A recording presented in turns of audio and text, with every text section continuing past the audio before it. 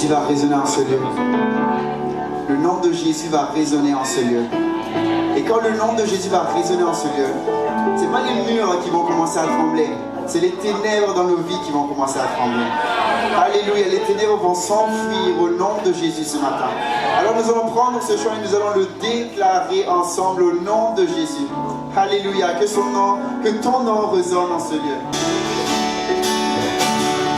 Que ton nom résonne en ce lieu. Que ton nom résonne en ce lieu. Que ton nom résonne en ce lieu. Jésus, que ton nom résonne en ce lieu. Que ton nom résonne en ce lieu. Que ton nom résonne en ce lieu. Que ton nom résonne en ce lieu.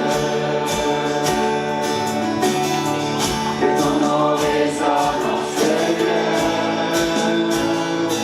Jésus, que ton nom résonne en ce lieu. Que les murs tremblent au son de nos louanges, alors que nos voix s'unissent à celles des anges. Répand sur nous ton esprit, ta puissance. Ô Jésus, que les murs tremblent au son de nos louanges, alors que nos voix s'unissent à celles des anges. Répand sur nous ton esprit, ta puissance. Ô Jésus,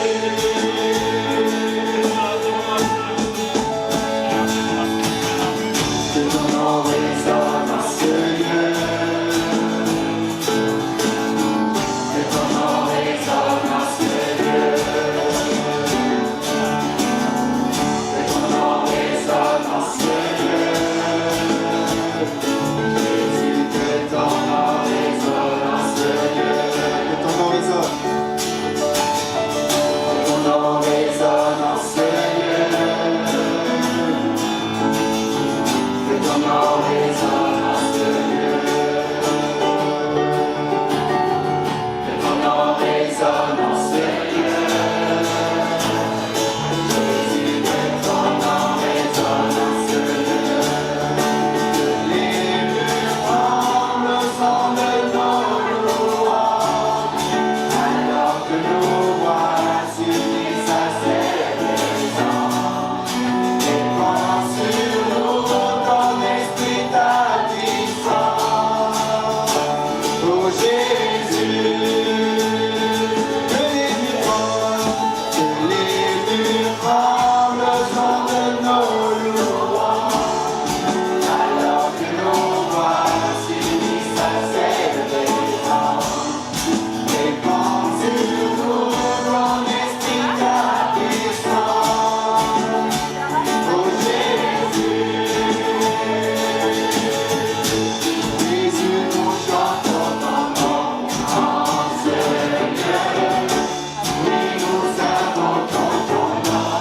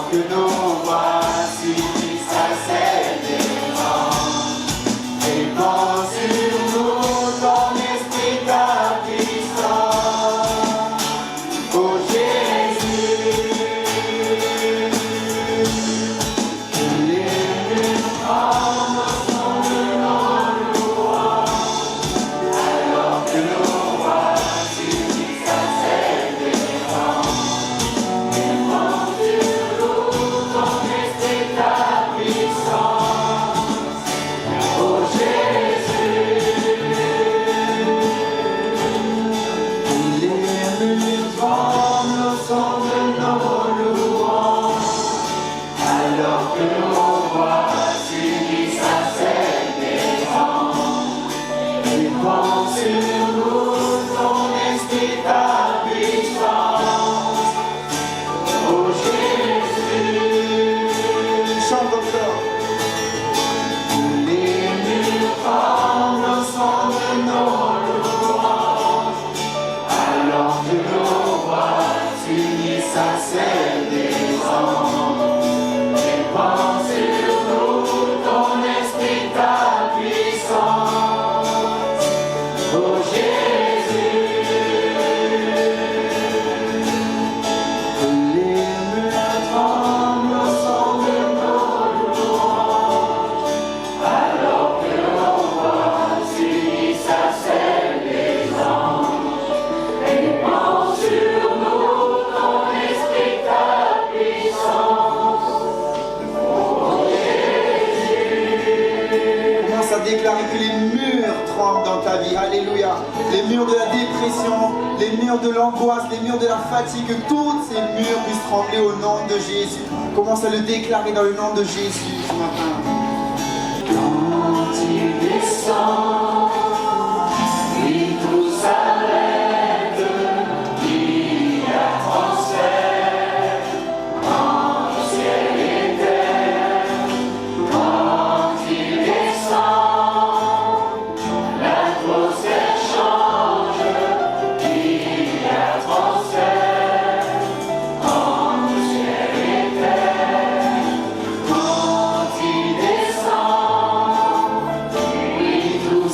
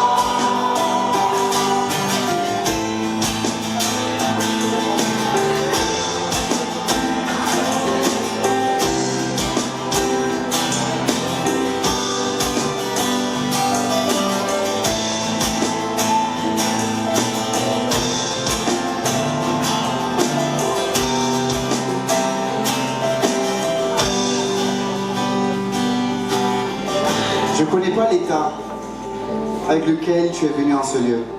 Je ne sais pas si tu es en ce lieu et tu es malade. Je ne connais pas l'état de ton cœur. Mais je veux simplement te dire que le Saint-Esprit, il est là ce matin. Et comme nous venons de chanter, le Saint-Esprit, quand il est là, les maladies s'enfuient. Les maladies s'enfuient. Les maladies s'enfuient, j'entends pas trop d'alléluia. Les maladies s'enfuient. La dépression s'enfuit. La colère s'enfuit. Les angoisses, ils partent très très loin. Et alors nous allons reprendre ce refrain. Mais nous allons le déclarer. Tu vas le déclarer de tout ton cœur. Tu vas le déclarer de tout ton cœur. Ne regarde pas à gauche, ne regarde pas à droite, ne regarde pas devant toi, ne regarde pas derrière toi. Déclare tout simplement. Déclare tout simplement. Tu connais la situation que tu traverses. Déclare tout simplement que le Saint-Esprit est là. Alors toutes ces choses que tu traverses vont s'enfuir au nom de Jésus. C'est pas au nom de Eliakim, hein.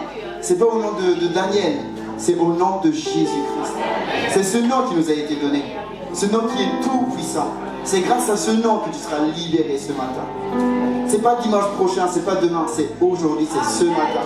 Alors déclare ce matin. Ose déclarer ce matin. Ose déclarer ce matin. Et tu vas voir ce que le Seigneur va faire. Tu vas voir ce que le Seigneur va faire. Alléluia. Alléluia.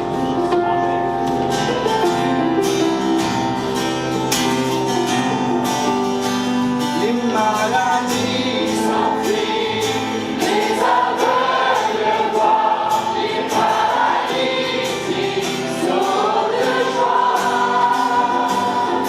les stériles enfants, les sourds entendent, par sa puissance, par sa puissance. Les maladies s'enfuient, les aveugles voient, les paralytiques sautent de joie, les stériles enfants, les sourds entendent, par sa puissance, les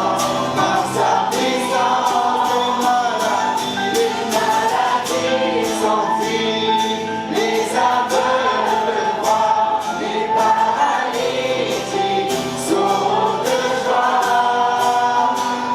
les stériles enfants, les sourds entendent, par sa puissance, les maladies s'enfuient, les aveugles voient, les paralytiques sautent de joie, les stériles enfants, les sourds entendent, par sa puissance, les maladies s'enfuient, les aveugles voient, les paralytiques sautent de joie, les stériles enfants, les sourds entendent, par sa puissance,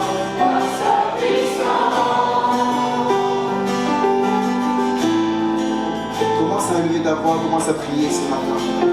Élève ta voix vers l'Éternel ce matin. Il est là et il t'entend. Alléluia. On va ensemble ouvrir la Bible. Je vois que le temps passe, mais c'était bien, c'était bon. Et bien de prier les uns pour les autres. 1 Roi 17, verset 1er. Il est dit ceci, on va parler d'un personnage fascinant de la Bible. Et pas seulement de l'Ancien Testament, puisqu'il en est question, quoique mort, enfin non, mort non, Élie n'est pas mort, il a été enlevé dans des chariots de feu. Mais on en parle également dans le Nouveau Testament. Jésus en parle, les apôtres en parlent. Il en est question. Regardez ce qu'il est dit concernant ce personnage Élie. Élie le Tishbite, l'un des habitants de Galaad, dit à Akab: l'Éternel, le Dieu d'Israël, dont je suis le serviteur, est vivant. Il n'y aura ces années-ci pas de rosée, ni de pluie, sauf sur ma parole. Chapitre 18. Et on va lire les 2 premiers versets bien des jours passèrent, et au bout de 3 ans, 3 années se sont écoulées, 3 années de sécheresse terrible. Et au bout de 3 ans, la parole de l'Éternel fut adressée à Élie, va te présenter devant Akab, et je ferai tomber de la pluie sur le pays. Élie partit pour se présenter devant Akab. La famine était grande à Samarie. Amen. Voilà, nous arrêtons là notre lecture, et s'il fallait donner un titre assez court à ce message, qui sera également court, on pourrait utiliser une question. J'aurais pu lire, en tout cas, je cite ce texte un peu plus loin dans les chapitres suivants. Une question est posée concernant Élie. Élie n'est plus là. Il a été enlevé dans des chariots de feu. Il est dans le ciel. Vous savez, il y a 2 hommes, on en a parlé il y a peu de temps, 2 hommes qui n'ont pas connu la mort. Le premier, c'est Enoch. On en a parlé, je crois, un mardi, il y a quelque temps, en parlant de Noé, Enoch. Enoch marche avec Dieu, et puis il ne fut plus.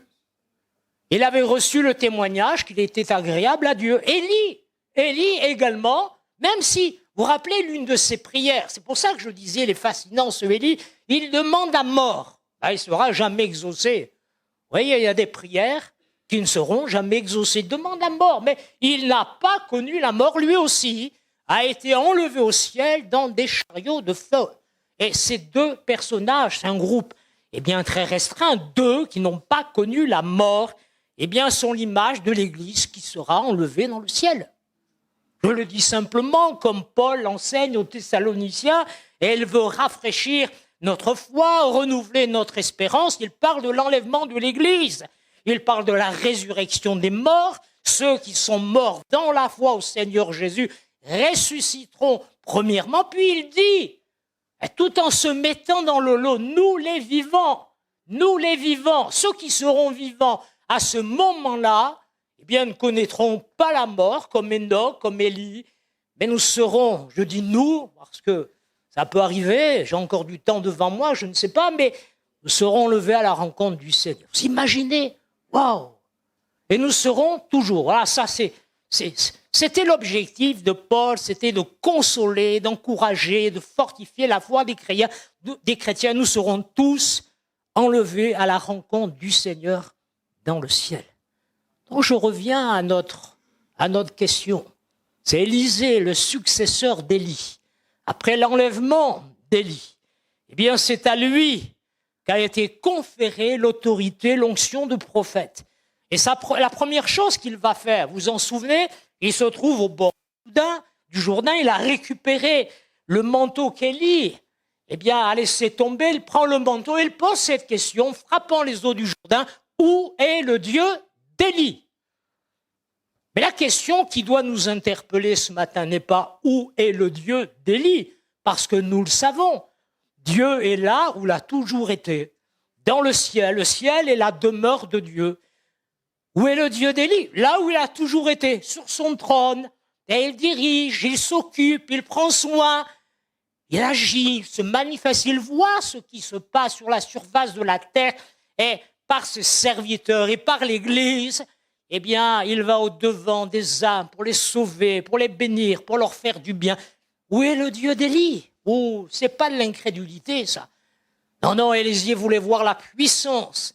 La même puissance qu'Élie avait manifestée par le Saint-Esprit, il voulait ces choses et il les a vues. Notre question, c'est pas où est le Dieu d'Élie, nous le savons, connaissons la réponse. Mais où sont les Élis de Dieu?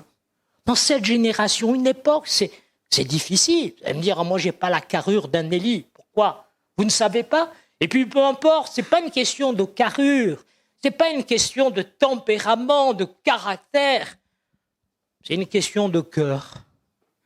On va voir un peu quelque chose concernant le cœur, justement, du prophète Élie. Il nous est dit ceci, une période sombre. On ne va pas trop s'attarder là-dessus, mais chacun sait, en tout cas ceux qui lisent, la Bible savent que la période d'Élie, lorsqu'il a commencé son ministère, lorsqu'il a exercé son ministère, C'est une période sombre. Israël, je le rappelle pour ceux qui l'ignorent, n'a jamais eu un roi aussi mauvais, impie, méchant et pervers que le roi Akab, bien accompagné de Jézabel, sa femme, qui l'influençait. C'est elle qui tenait un peu les rênes. Cette femme était, je crois qu'on peut le dire, dépossédée. Il y avait des esprits impurs, il y avait de la magie, il y avait de la sorcellerie. Oh, c'est des choses qui font peur parfois, ça terrifie. Certains vont me dire, ouais, mais c'est pas très scientifique ce dont vous nous parlez, mais c'est biblique. Et cette femme Jézabel avait un pouvoir, sur son mari, Akab, qui normalement, en tant que juif, aurait dû observer la parole de Dieu et faire en sorte qu'elle soit mise en pratique. Mais Akab a été un mauvais roi. Et Dieu lui a pourtant donné, et à plusieurs reprises, c'est pas mon propos ce matin, mais Dieu lui a donné du temps pour se repentir, pour s'humilier, pour revenir à Dieu de tout son cœur. Et il n'a pas voulu revenir à Dieu. Une période sombre. Le prophète Élie a été un bon prophète. Et quand je relis l'Écriture, je vois que, si Israël n'a pas connu un roi aussi impie, aussi méchant que le roi Akab, ils n'ont pas connu, non plus en tout cas jusqu'à cette période, un prophète aussi miraculeux que le prophète Élie. Pour une nation, avec un mauvais roi, écoutez bien, c'est là où je vais en venir ce matin, Dieu a envoyé un bon prophète.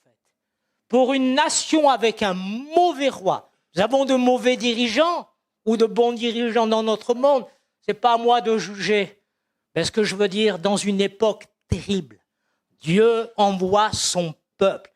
Il y a de bonnes choses à transmettre, à communiquer. Et le verset 1er du chapitre 17 que nous avons lu s'ouvre avec, me semble-t-il, une des paroles les plus déconcertantes concernant la vie d'Élie. Il est dit ceci, là rapidement, brutalement, Élie, le Tishbite, l'un des habitants de Galade, dit à Akab. On ne connaît pas cet homme, il n'a pas été présenté. Il n'y a pas une délégation qui vient en disant voilà le prophète Élie. Vous savez, ça existe aujourd'hui un peu, des super prédicateurs, des super ministères.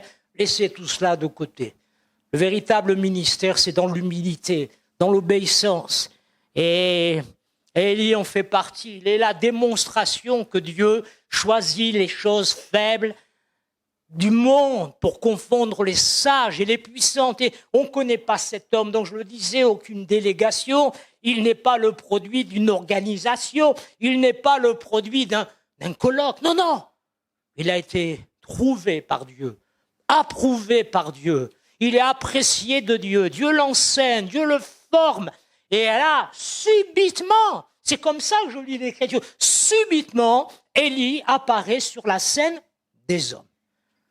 On ne connaît pas grand-chose concernant ce prophète. On ne sait pas qui était sa mère, son père, rien ne nous est dit concernant sa famille. Mais ce que nous savons par contre, c'est qu'il a été un homme de Dieu remarquable pour sa génération. Donc nous voici subitement avec ce verset 1er, mis en présence d'un prophète à la personnalité exceptionnelle.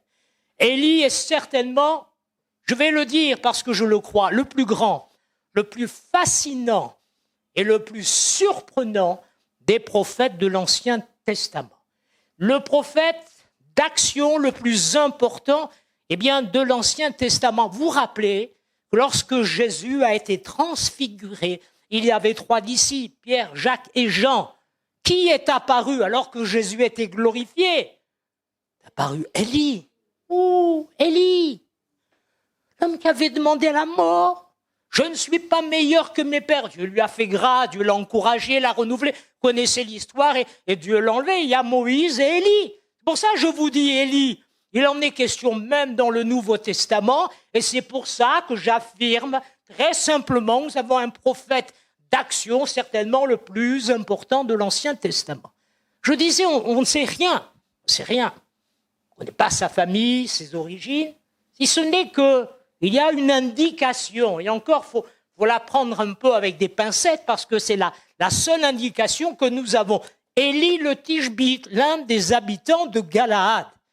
Alors Galaad, c'est une région à l'est du Jourdain. On parle souvent de la montagne de Galaad ou du mont de Galaad, une région qui était difficile. Je crois l'avoir déjà dit, donc pardonnez-moi de me répéter, mais Galaad signifie dur, donc une terre qui est dure. C'est un climat qui est rugueux. Rugueux, ça signifie également rocheux, on parle de montagne. Et cet endroit qui est appelé Mont Galaad, terre de Galaad, donc des conditions particulières. Et pourtant, de là est sorti un homme de Dieu remarquable, Élie. Il y a quelque chose de particulier là aussi. Je l'ai déjà dit, mais c'est important pour quelqu'un ce matin. Quelque chose de particulier qui sortait de cette région de Galaad. Vous avez entendu parler du baume de Galaad. Oh, je dis, mais comment dans un milieu aussi difficile, dans un milieu aussi hostile, dans une terre aussi dure, rugueuse, comment peut-il sortir un baume, espèce de pommade que l'on fabriquait à partir de racines d'une plante qui avait, en tout cas les scientifiques, même des milliers d'années après, apportent leur approbation, disant oui, puisqu'il en est question plusieurs fois dans la Bible, c'était un baume, une espèce de pommade qui apportait du réconfort, qui apaisait les cicatrices, les blessures, le feu, enfin bref, des gens qui avaient été meurtris, pouvaient se soigner avec cet onguent, cette pommade. 3 reprises, il est question de Galaad dans la Bible. J'ai lu qu'il y avait un chant très connu aux États-Unis, un chant gospel afro-américain. C'est un très très vieux chant. Et les paroles sont magnifiques parce que ceux qui ont composé ce chant, ce gospel, dans une période sombre, difficile, d'esclavage, vous savez à quoi je fais référence, ce chant spirituel afro-américain, disait, le baume, c'est Jésus, ce baume de Galaad, c'est le Christ. Et dans la chanson, il dit, il a le pouvoir de consolation du Christ, pouvoir de réconfort du Christ, le pouvoir salvateur du Christ. En fait, dans leur cantique magnifique, inspiré par la souffrance, par la situation difficile qu'ils traversaient, de cette terre rugueuse, de leur Galaad aussi, de leur montagne, de souffrance, de difficultés, est sorti ce chant, un vieux chant, on pourrait le trouver sur Google, un vieux chant afro-américain. Oh, qu'il est beau ce chant, de baume de Galaad. Et ils avaient besoin de réconfort, ils avaient besoin de consolation, ils avaient besoin de Jésus. Mais laissez-moi vous dire que ce matin, vous aussi. Et le ministère d'Élie, laissez-moi, c'est mon point, le ministère d'Élie, ne considérez-vous pas qu'Élie a eu un ministère de réconfort, de consolation, auprès du peuple?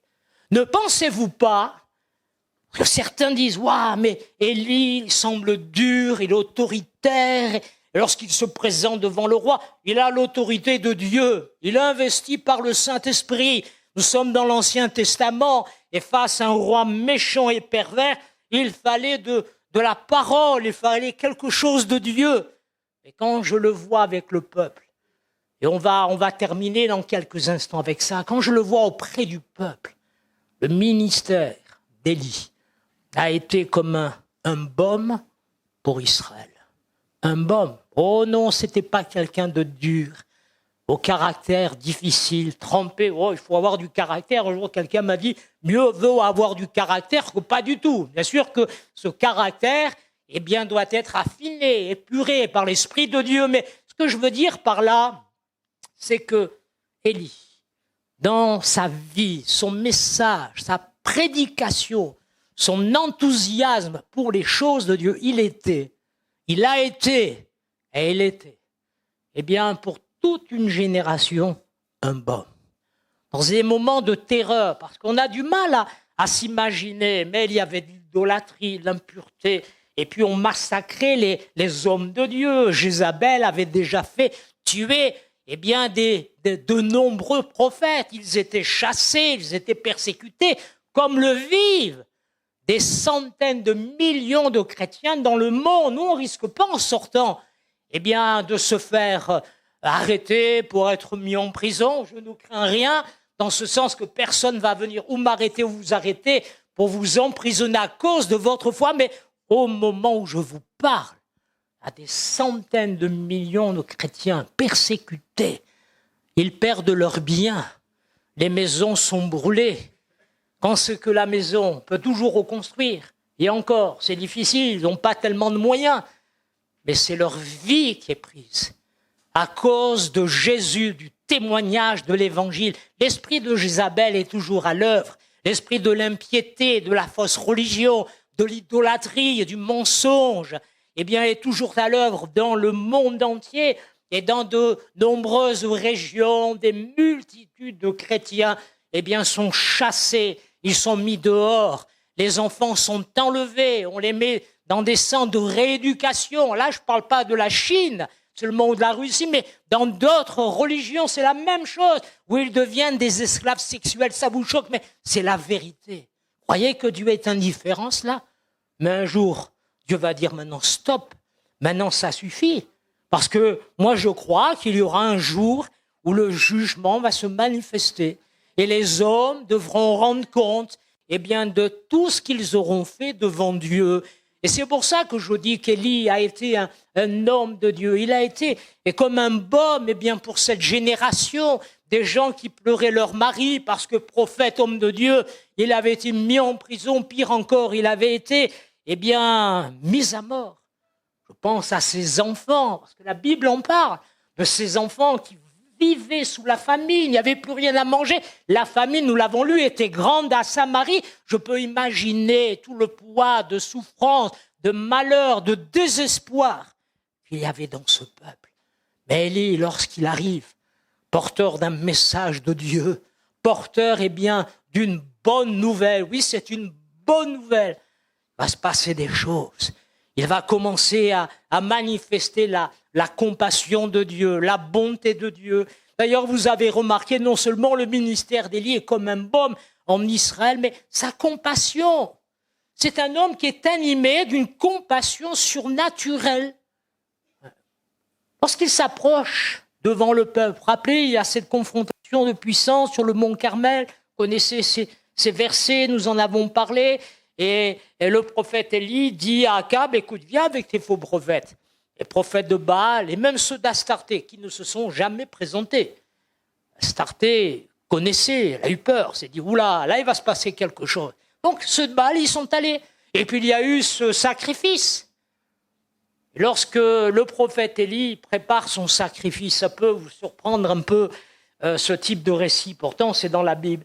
Il nous a dit que le prophète Élie a invité le peuple à s'approcher. Et le peuple s'approcha de lui. Et un peu plus tard, dans les versets qui suivent, il est dit que c'est le prophète qui s'est avancé. Est-ce là l'image d'un homme au ministère dur? Non, d'un homme plein d'amour, plein de compassion. Il est pétri de la tendresse de Dieu, pétri de la miséricorde de Dieu. Lui, son objectif, en tout cas, c'est le ministère que Dieu lui a donné, c'est de ramener le cœur de ce peuple à Dieu. C'est pour ça qu'il y a cette question. Vous vous rappelez cette question, mais jusqu'à quand boiterez-vous des deux pieds? Et cette question est importante, il fallait faire un choix, il fallait prendre une décision. J'aime beaucoup en hébreu l'image qui est utilisée parce que c'est l'image d'un oiseau qui sautille de branche en branche. Il ne sait pas où se mettre, il ne sait pas où se poser. Un oiseau qui agit de telle manière, c'est évident qu'il n'y aura jamais de nid, jamais de maison, il n'y aura jamais de baume, de réconfort pour lui, pour ce couple d'oiseaux et ses petits. Et Dieu dit à son peuple, mais vous êtes comme des oiseaux, vous allez de branche en branche, un coup c'est Dieu, un coup c'est Baal, et vous servez l'Éternel, et puis vous servez Baal. Faudrait vous poser, il faut faire un choix. Et c'est là, c'est toute la raison de ce sacrifice, de cette confrontation. Jusqu'à quand clocherez-vous des deux côtés? Peut-être que ça t'interpelle, mais il est temps de prendre une décision, de dire maintenant je veux donner ma vie au Christ, je veux donner ma vie au Seigneur Jésus. C'est pas un peu de religion, un peu de Jésus, un peu je viens en culte, je chante des cantiques, je temps, eh bien, l'évangile, la bonne nouvelle du royaume de Dieu. Et puis, je retourne un peu dans mes traditions, les prières apprises par cœur, tout le protocole, etc. Il faut prendre une décision. Si c'est Jésus que vous aimez, que vous voulez suivre, eh bien, servez-le, suivez-le, donnez-lui votre cœur. Si c'est la religion, continuez. Continuez, qu'est-ce que je peux vous dire de plus? C'est votre choix, c'est pas le mien. C'est votre décision, elle vous appartient. Mais tout à l'heure, quelqu'un dit, il avait raison. Aujourd'hui, si tu entends sa voix, si tu réalises que le temps, eh bien, n'est plus de sauter de branche en branche, d'aller d'église en église, ou d'aller d'une religion vers une autre. Ici, il n'y a pas de religion, donc vous serez déçus. Mais si vous êtes un peu comme cet oiseau qui ne sait pas trop où se poser, oh, posez-vous sur le cœur de Dieu. Posez-vous à la croix, là où Jésus a tout accompli pour que vous soyez bénis et sauvés. Le temps passant, je voudrais vous dire que non seulement il a été un baume, non seulement il est animé d'une compassion eh bien, surnaturelle qui nous touche, qui nous émeut, mais c'est un homme également qui a été utilisé pour qu'il y ait une véritable démonstration de puissance. Dieu ne se contente pas de dire des choses, il les fait. Et ce que Dieu dit, il le fait. Et si le projet, l'intention du cœur de Dieu au travers d'Élie était de ramener eh bien, son peuple vers lui, c'était son intention, c'était son projet. Il s'est rendu compte que les paroles ne suffisaient pas. Alors il dit, pas de problème, je vais mettre toute ma puissance à la disposition d'Élie et à sa prière, eh bien, je ferai descendre le feu sur son sacrifice. C'est exactement ce qui s'est passé. Les prophètes de Baal connaissaient l'histoire. Ah, c'est même un peu ridicule quand on lit ça, avec un cœur eh bien, rempli de compassion. On se dit, mais comment Les idéologies modernes, vous savez, il n'y a plus les Baals, les Astartés, on ne se prosterne plus, mais les idéologies où on vous dit que non, le mal, eh bien, c'est le bien c'est le mal. Je ne vais pas entrer dans les détails, mais il y a des choses qui nous font mal et qui font mal au cœur de Dieu, qui font mal à l'Église de Jésus-Christ. Mais nous ne sommes pas là pour juger, pour condamner. Disons, voilà, il y a ce baume, il y a cette compassion, mais regardez cette puissance. Et alors que les prophètes de Baal n'ont pas pu eh bien, faire descendre le feu du ciel sur la terre, même s'ils invoquaient Baal qui était aussi, il faut le rappeler, le dieu du feu, des éclairs, du tonnerre qui accompagne eh bien, la manifestation du ciel. Mais il ne s'est rien passé. Alors bien sûr qu'Élie a eu des propos un peu difficiles. Bon, vous allez me dire, c'est un moqueur. Le Marseillais dirait, il chambre.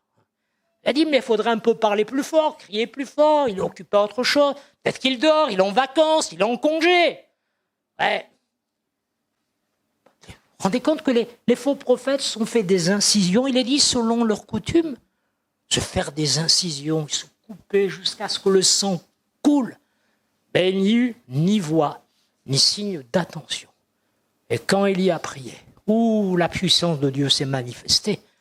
Et ce Dieu a montré à son peuple, moi je vous aime, je suis plein de compassion, j'ai envoyé mon prophète, il est comme un baume pour vous. Je veux vous apporter réconfort, je veux vous apporter le salut, le pardon, la délivrance. Et il nous a dit qu'après avoir organisé son sacrifice, il a fait une prière très simple. Et à peine l'amen final fut-il prononcé, ça n'a pas tardé. Alors je disais, mais Dieu répond à la prière. Et il a prié, il a dit, montre que c'est toi qui ramènes leur cœur vers toi. Le feu est descendu.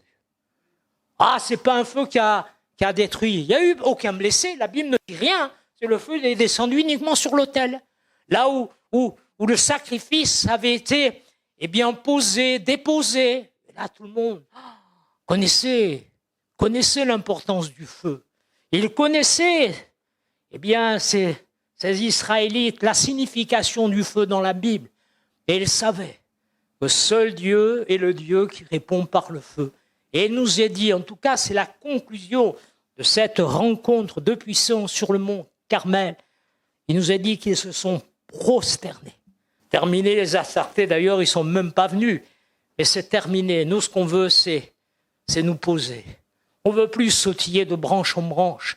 On veut construire notre nid, notre refuge. Et c'est Dieu on veut la communion avec Dieu. Ils ont pris une décision. Ça n'a pas été facile parce qu'il y avait des menaces.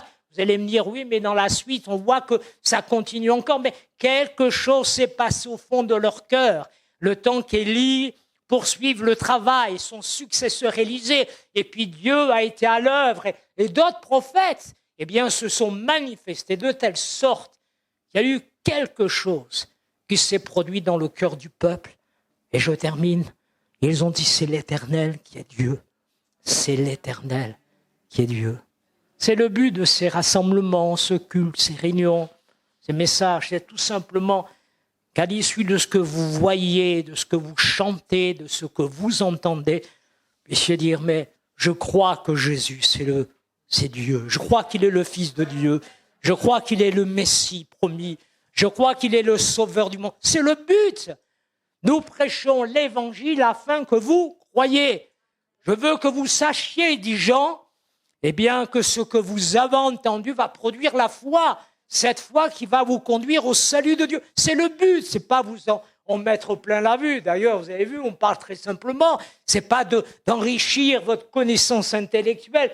Loin de là. Ce que l'on veut, c'est qu'à l'issue de cette réunion, puissiez dire, on a prié pour moi. J'ai entendu simplement l'Évangile. Il y avait de la louange. J'ai vu le témoignage de Jean Brazé.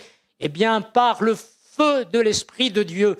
Et je reconnais que Jésus est le Christ, qu'il est le Messie, qu'il est le Sauveur du monde. Amen. Seigneur, nous te remercions pour ces moments. Te remercions parce que tu passes au milieu de nous. Et toi, Jésus, comme nous l'avons rappelé tout à l'heure avec ce vieux cantique afro-américain, ce vieux gospel, eh bien, tu es le baume. Tu apportes du réconfort, la consolation, et tu sauves, tu bénis, tu fais du bien. Et permets-nous aussi, à l'image d'Élie, d'être une église remplie de compassion à l'égard des perdus, à l'égard de ceux qui se meurent sans Dieu, sans espérance, et que au milieu de nous, dans nos rassemblements, Seigneur, là où ton nom est invoqué, il y ait une démonstration d'esprit et de puissance, et que tu puisses confirmer, comme nous avons fait tout à l'heure, confirmer ta parole, eh bien par des signes, des prodiges, des miracles, et par les dons du Saint-Esprit opérés selon ta volonté. C'est là notre prière, dans le nom de Jésus. Amen.